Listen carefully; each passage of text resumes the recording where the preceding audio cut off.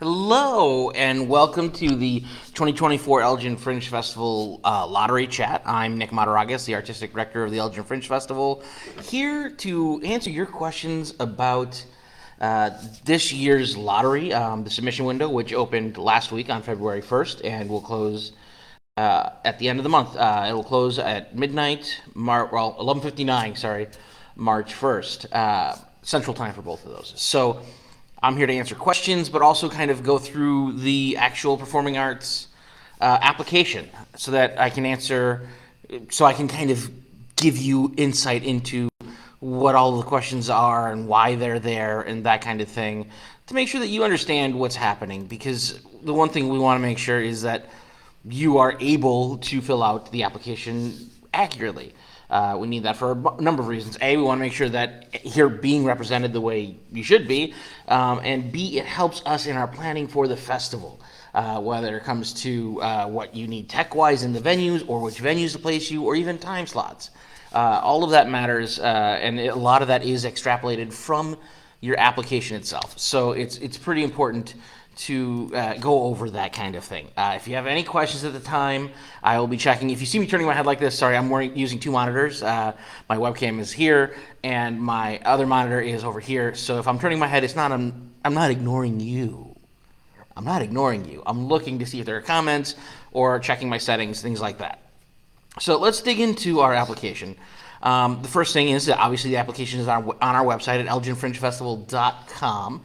So keep that in mind. I'm going to see if I can actually pull up my screen, which might take me a second because it was there and now I can't find it. So give me 1 second. Let me see if I can share my screen. It will not let me share my screen. Okay. Well, then I'll just go through it dialogue-wise, I guess, so that you can see, so I can tell you what happens. So if you go on there, you'll see there's a Google form for both visual and performing artists. I'm going to go over the performing artists one a little bit, go through some of those tabs that are there, because it's a four-page application. Trust me, we made it as short as we possibly could, but at the same time, we did need some information. So first thing, looking at the important, read through all this information on here. First thing you'll notice is, like it says, the Elgin Fringe Festival is a curated, multidisciplinary arts festival featuring dance, theater, music, visual art, and the undefined at venues in downtown Elgin, September 22nd through 29th, 2024. So you might notice that the festival dates have changed this year. For a number of reasons, we needed to push the festival from the beginning of September to the end of September. The main reasons being that we wanted to make sure that artists and audiences were going to be able to access our spaces and our venues easily, and we wanted to make sure that it was a time when we felt like enough audience members would be able to show up to come and support the artists, those kind of things. So we made a not easy decision to move the dates to the end of the month. You know what? It means that it's less likely to have super hot days, which if you've participated in the Elgin Fringe before, sometimes the beginning of September gets real hot and sweaty. So it actually might be nicer weather. So that's great. Like it says in here also, the festival is 100% or is via lottery. It's not curated, and 100% of ticket sales go back to the artists. Not only is that something that we believe in, and it's also part of the mandate of the Canadian Association of Fringe Festivals, which we are a member of. So that's part of the reason we do it. But the main reason we do it is because we believe in that. Meaning that not curated means we don't decide who's in the festival.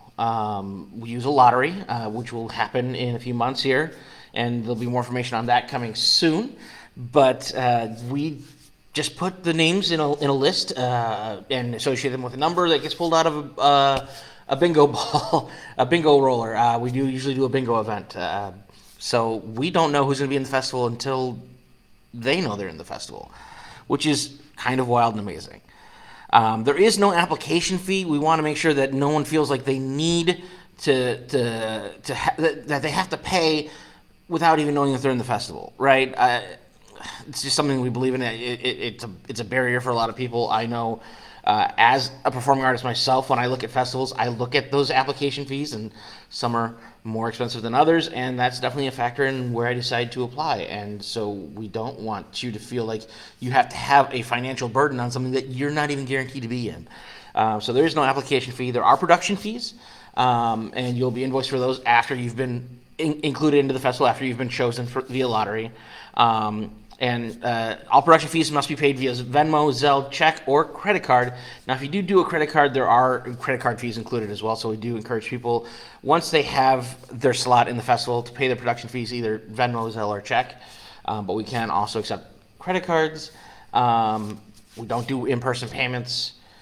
Let me see, moving along. If you don't get into the lottery, you will be put on a wait list, your respective wait list. So when you fill out this application, one of the things you'll see is there are different things. So if you're local, if you're touring, if you are entering into the equity seeking lottery, and so those three categories are also the three categories for our wait list. So if you're in the local lottery and you don't get drawn, that means your name will go into the local wait list. So you're still kind of in that category when you get into the wait list, if you end up on the wait list.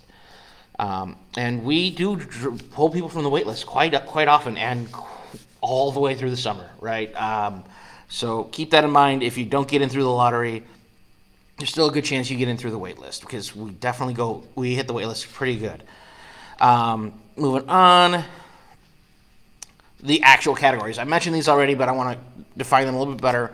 Equity-seeking artists are shows that have artists that self-identify as underrepresented. This can include, but is not limited to, those that are BIPOC and members of the LGBTQ community. The festival is always open to questions and concerns on who qualifies as underrepresented. All artists that are not drawn from this lottery are automatically transferred to the local and touring pools, respectively. This means that equity-seeking artists have two chances to make it into the festival, right? So keep that in mind. And we don't ask you to prove that you're equity seeking. You just have to say, hey, I'm an equity seeking artist. You don't have to tell us, what your background is to qualify you for that. But that puts you into the equity lottery. And then if you don't get drawn from the equity lottery, you go into either the touring or the local lottery, depending on your geographic location, and have a second chance to get drawn there. So keep that in mind. Now, how do we define our local and touring artists? Simple. If you're local, it means you're within a 50-mile radius of Side Street Studio Arts, which is 15 Ziegler Court right here in downtown Elgin. It's actually where I'm at right now. So 50 miles from downtown Elgin is the radius. If you're outside of that 50-mile radius from downtown Elgin, then you are a touring artist in our eyes. So that's kind of how we define that. That covers most of Chicagoland, but not all of Chicago. Like if you're on the outskirts of Chicagoland on the other side, there's a chance you might be a touring artist. So you really do want to check that before you submit. Is your actual location within 50 miles or not of us? Because it is a factor. And sometimes I have to, honest to goodness, sometimes I have to go in and adjust that, because people put themselves as touring artists, but they're local, or they put themselves as local and they're not. It does happen. We do try to double check that, because we want to make sure everybody has, a spot within their proper area, so that they have the correct chance of getting into the festival. One other thing is that we are bringing back short shows this year. If you attended or applied last year, we introduced the short show program last year, and we're bringing that back. So then, as an artist, you can select either a full-length show, which is 30 to 60 minutes, or a short show, which is 15 to 20 minutes. Now, the difference is full-length shows, when they get into the festival, have a 60-minute time slot, and they have it all to themselves, right? But we do ask that your show is between 30 and 60 minutes, right? We don't want you having a 60-minute time slot and having a 15-minute show, because then your audience is going to be like, wow, what just happened, right? So that's why we have the short show option. Also, it's a little bit easier to do, because, sometimes shows aren't meant to be that long. Or, if you're a newer producer or a brand new producer, you might not want to have that commitment of having to build a 60-minute show. And so that gives you that option. Now, if you are submitting as a short show, if you get in, you get paired with two other short shows to create a short show block. So that means that you'll have two other 15 to 20-minute shows within your block, and you'll work together well, you won't work. You'll have each of your separate shows, but it'll be one ticket.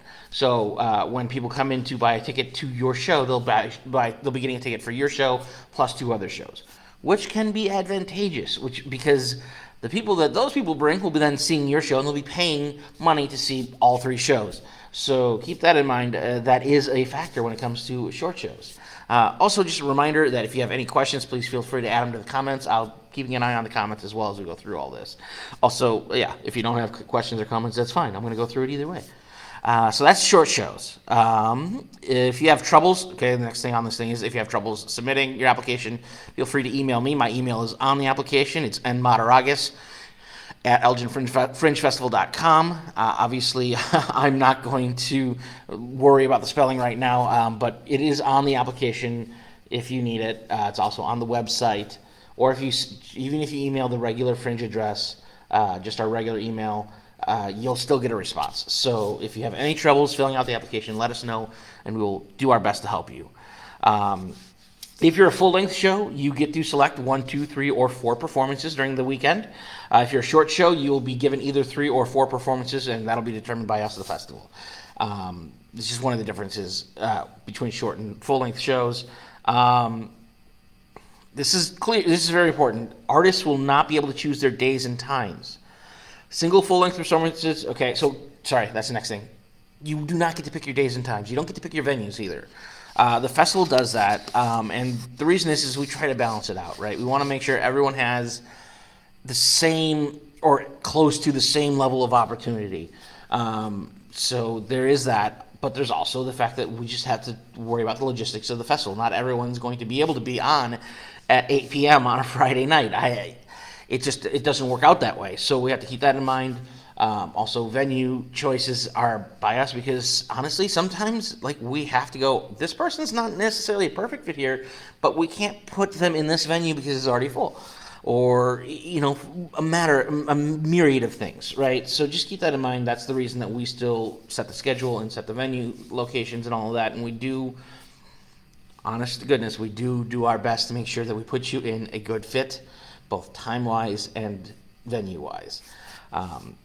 So keep that in mind. Production fees, I believe, are the same as last year.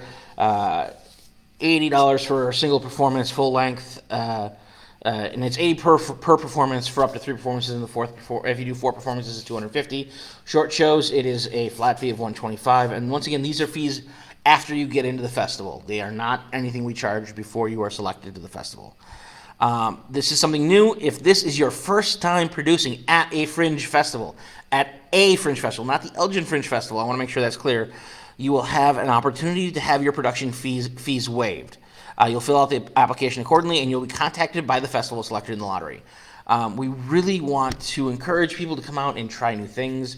We want to encourage first-time producers, people that haven't done this kind of a thing before. We want to see new faces. We want to make sure that people feel like they have this opportunity. And so that is a possibility. It is not a guarantee, but we are working on that and hoping to build something, and we are going to try to give more support to first-time Fringe Festival producers. So keep that in mind. Other things to consider, real quick, full shows are limited to 60 minutes, and short shows are limited to 20 minutes. All shows have 10 minutes to set up and 10 minutes to strike. That's important. You don't get to leave your stuff. You don't get to an extended time to put your set up, right, or whatever it is. All set and equipment has to be put up within a 10-minute window before your show and taken down and cleared out within a 10-minute window after your show. Unless you're a short show, then it's before all 3 shows and after all 3 shows. So keep that in mind as well. So it is a very quick turnaround time. That is part of the nature of Fringe festivals and definitely the nature of the Elgin Fringe as well. Basically what happens is each show block is 30 minutes away from the next one, right? And in that 30-minute window, we have to clear out the audience, clear out the previous show, and then load in the next show, and then bring in the audience, right? So the most we can give you is that 10 minutes, because you have the other artists leaving, their 10 minutes is within that half an hour too, plus audience coming in and audience going out. So it really is a tight window. So just keep that in mind if you haven't fringed before. It is something that it matters. When I produce, We do very minimal pieces. We do very minimal sets, very minimal props, things like that, because we know that that window is very tight. So keep that in mind. Let's see. All tickets are sold or picked up at Fringe Central here at Side Street Studio Arts, which is great for you guys, the artists, because what it means is they come in and they talk to somebody to get their tickets, right? They talk to somebody face to face. They're not at the venue, they're here, and they get to see the big schedule with all the other shows, and they have a chance to look and go, oh, there's these other shows that are happening at this festival, and I kind of want to see this one too, and I kind of want to see that one, and I kind of want to see that one. So it helps encourage our audiences to see more shows, which is a big reason why I do that. The other thing is, like we said, 100% of ticket sales go back to you, the artist. But because of that, what we do is we have a Fringe button system. So we have a $3 Fringe Festival button, and every person that's an audience member has to purchase a $3 button to be able to get into shows in general, right? It's their festival like entry fee, basically their door fee. So that's where the festival makes its money back during the festival, is the $3 button, right? Everything else ticket-wise goes back to you, so keep that in mind. There's one last thing on there before we get into the actual questions. We will send all communications to one representative from each group. That person needs to be listed in the primary contact below. It's for us the easiest way to be able to A, communicate, and B, not lose things in the shuffle, is making sure there's only one person per production that we are communicating with. And most of the time, that communication will be between me and that person, and every once in a while, like, it'll go to our tech director, Tanner Melvin, or someone else, but generally it is just communication between me and the producer. And so we keep it that way to make it easier, right? Because if we get emails and messages and phone calls and whatever from other people in the production, it just makes it muddy. It makes it confusing. And so it's important that that communication is streamlined through one person. So just keep that in mind. Okay, so now looking at the actual questions on this festival application. First and foremost, your email. Make sure your email is on there. Make sure it's spelled correctly. That is our main form of communication with you, is that email address that you put on there, right? If we draw your name in the lottery and then we email you and it's a bad email address, then we have to go to our wait list pretty much right away, right? Because that's our main form of communication to you, is email. So make sure that your email address is on there. The next thing is promo name. This is the name you would like to be listed as from here on out. So this could be the name of your production company. It could be your own name. It could be anything, a nom de plume, it doesn't matter. But it is what we're going to refer to you as in regards to your production the rest of the time, right? So keep that in mind. The next thing is the show name itself, right? And this is if known. You don't have to have your show name known for sure for applying, right? You will need to do that by our press deadline. If you get in, you'll have to have an official title by then for your show. But keep that in mind. That can be the same as your promo name if you want it to be, but it doesn't have to be. So, for example, my own production company, Memoriam Development, that would be our promo name, would be Memoriam Development. Our show name would be the title of whatever show we're doing at that time. So keep that in mind. And then here's the next question is who's the primary contact, their name. So that's where you're going to let me know who I'm going to be talking to, basically through the entire process of the festival. Phone number, and then websites and socials if you have them. Those are not required, but they are optional on there. It's easier for us to be able to help promote you once you're in the festival if you have those on there, but they are not required. And then we go to the next page. Your address. This is super important because sometimes we have to mail documents to you, or if you decide to get paid by check, we have to mail that check to you. And it also is about how we check the geographic location on local versus touring. So we break it down: street address, city, state or province, country, and postal code, right? Which is your zip code if you're in the U.S. If it's not, it's a different kind of code, but your postal code. And we do use this to make sure that, A, we get a proper address, because sometimes if we just go, hey, what's your address? We'll just get the street and not the city or the state or anything. So it makes it easier for us later on to have these all broken down into those segments. And then we go to the next page, and this is kind of where we get into it. Sorry, real quick, sip of water. The next thing you're going to see is genre of art. And we know that obviously not everything fits into one genre or any specific genre, but we do want you to select all that apply on this. So theater, dance, music, multimedia, comedy, storytelling, interdisciplinary, circus, magic, podcast, or other. Sorry. And the reason is simple. It helps us figure out where you fit in the festival schedule and in venues. So this is important for us. That's why it is a required thing. If it's other, please give us some sort of description of what you mean by other, so we know that. We ask, this is going back to that, if you need support. The question is, are you a first-time Fringe producer? Yes or no. Then the next question is, do you require production support in order to participate in the Elgin Fringe Festival?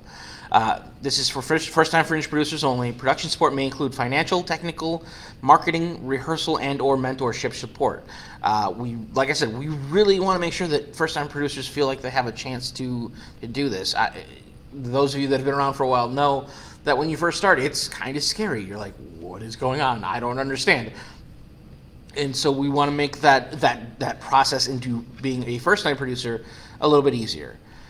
The next question is kind of the opposite. If you are a returning Elgin Fringe Festival producer, are you interested in mentoring new producers? I think a lot of us veteran producers have sat down and had conversations with other producers at the festival and talked about things, and this is kind of a more formalized version of that. Are you interested in helping out those people who, haven't had your experiences, haven't seen or done the things that you've done, that, just need a little bit of extra guidance? So keep that in mind. Now, the next question is important. Does your production include individuals who self-identify as members of traditionally underrepresented populations, thereby qualifying you for the equity lottery? You have to answer yes to this question if you are going to submit to the equity lottery. This is the way you submit to the equity lottery. If you answer no, or I'd prefer not to say, you will not be in the equity lottery. You'll just be in the local or the touring lottery only. Obviously, we're not forcing anybody to identify any specific way. That's why we have the I prefer not to say answer on there. We just ask that you try to honestly answer this, and keep in mind that, once again, if you don't answer yes, you are not part of the equity lottery. And then the next question is, to which lottery are you submitting, local or touring? We've already explained what that means. And then the next one is full show or short show. So keep that in mind. And then we ask if your performance is kid-friendly. Yes, no, or unsure at this time. Remember, we understand that not all shows are, show ready in February when they're supposed to come up in September for the festival, right? So a lot of that we do keep unsure at this time, or don't have an answer of some sort, because we know that it's not always decided yet. But please try to answer that as honestly as possible. Once again, that helps us with scheduling and venue placement.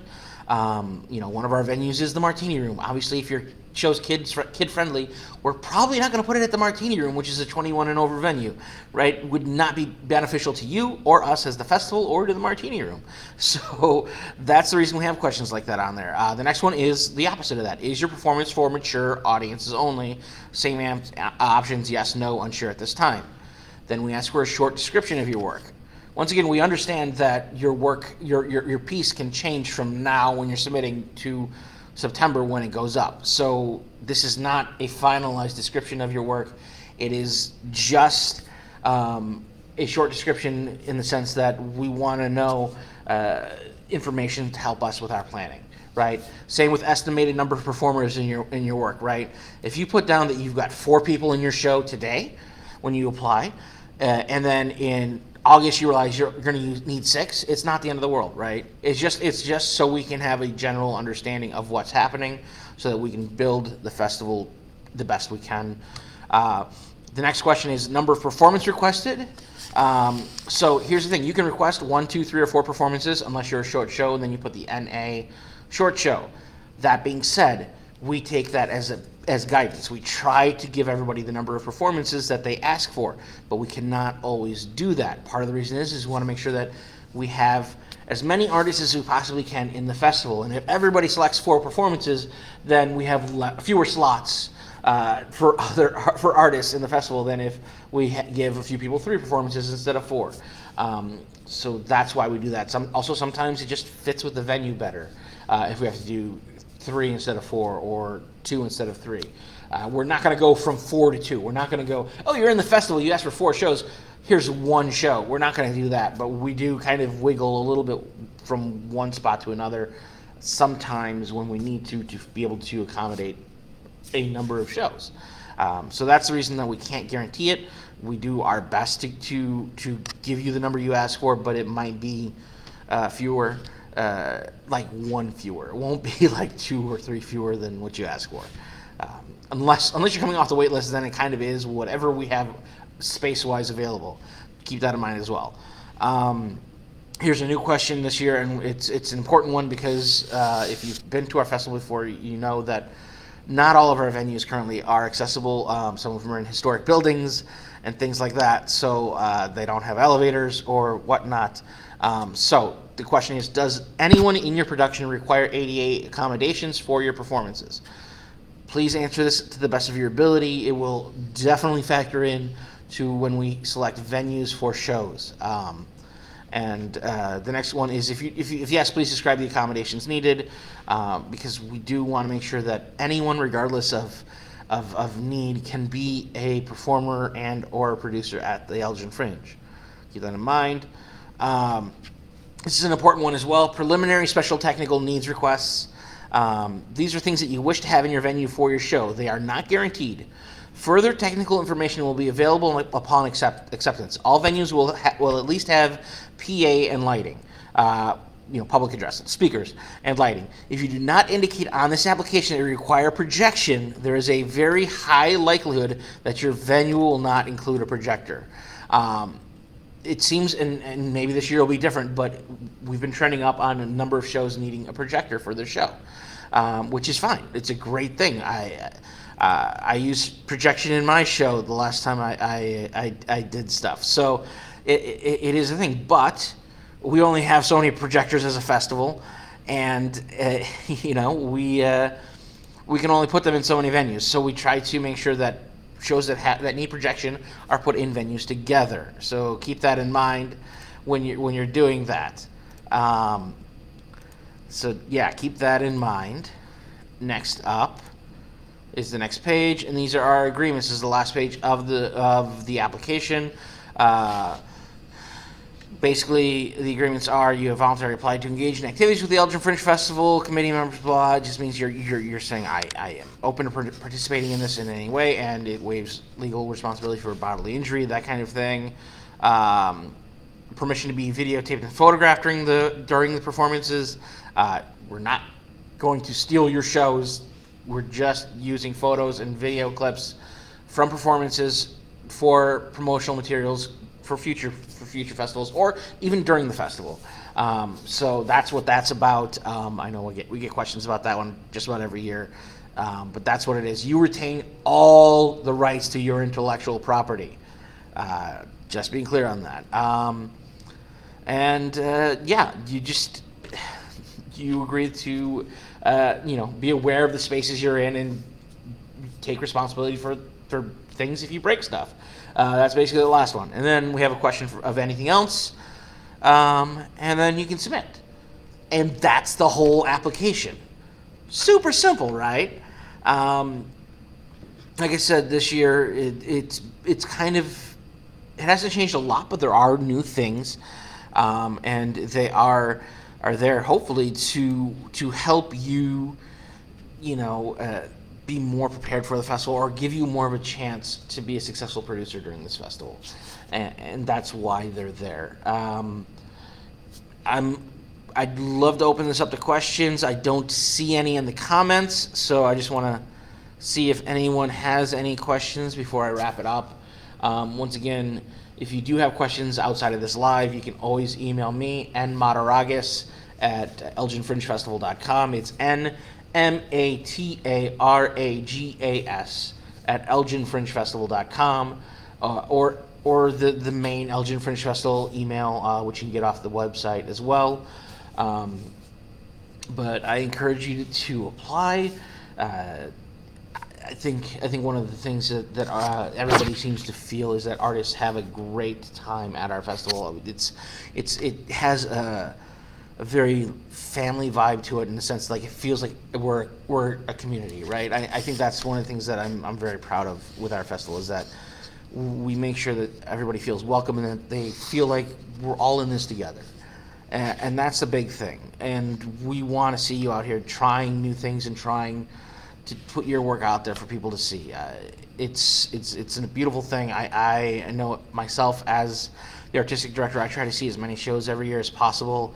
I'm always sad that I don't get to see all the shows, right? Because I want to, and not just because I want to see amazing work, but also because I want to support everybody that's here, because that's what this is about, is supporting each other. I think that's what's great about a festival like this is that everything's condensed together so that we lift everybody up in that way, right? If it was spread out both geographically and time-wise, we wouldn't have that. So just keep that in mind. I really appreciate anyone who puts it out there, right? It's gutsy to put your work out there for an audience to see, especially that first time. So please do so, and know that we will support you through that and guide you through that to the best of our abilities. And we want to see it. We want to see you up there taking chances and going, hey, this is new for me, but let's give it a shot, right? But yeah, like I said, applications are open now, and they are open until March 1st at 11:59 p.m. when I will click the no longer accepting submissions button, and then we will have our lottery in a couple months, and we'll let people know. But thanks for joining me tonight. Like I said, if you have any questions, please feel free to email me, and fingers crossed that your name gets pulled in the lottery. Thank you.